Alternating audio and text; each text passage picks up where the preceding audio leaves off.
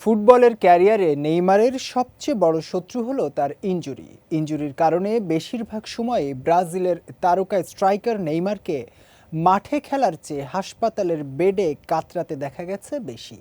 এ নিয়ে সেলেসাও তারকার ভক্ত সমর্থকদের আক্ষেপ থাকলেও নেইমার নিজেও তার এই ইনজুরি নিয়ে বেশ বিরক্ত।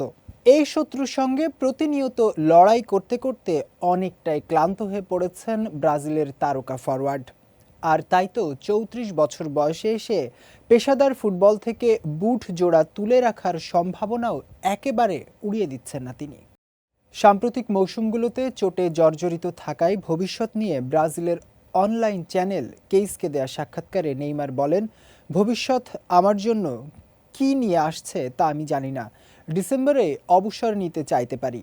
আমি দিন ধরে ধরে এগোচ্ছি। এই বছরটি খুবই গুরুত্বপূর্ণ, শুধু সান্তোসের জন্য নয়, ব্রাজিল জাতীয় দল এবং আমার নিজের জন্যও। ২০১৭ সালে বার্সেলোনা থেকে প্যারিস সেন্ট জার্মেইয়ে ২০০ মিলিয়ন পাউন্ড ট্রান্সফারে যোগ দেন নেইমার, যা এখনও ফুটবল ইতিহাসের সর্বোচ্চ ট্রান্সফার ফি। তবে ফ্রান্সের সময়টা চোটের কারণে বারবার বাধাগ্রস্ত হয়েছে তার।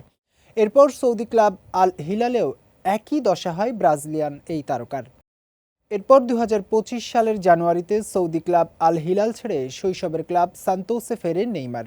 পরে চুক্তির মেয়াদ বাড়িয়ে ২০২৬ সালের শেষ পর্যন্ত করেন।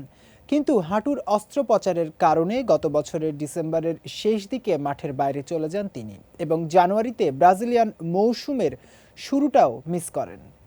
এদিকে ব্রাজিল জাতীয় দলের ইতিহাসে এখন পর্যন্ত সর্বোচ্চ গোলদাতা নেইমার জুনিয়র। ১২৮ ম্যাচে তার গোল সংখ্যা ৭৯, কিংবদন্তি পেলের চেয়েও ২টি বেশি। তবে আসন্ন বিশ্বকাপে তার জায়গা এখনও নিশ্চিত নয়।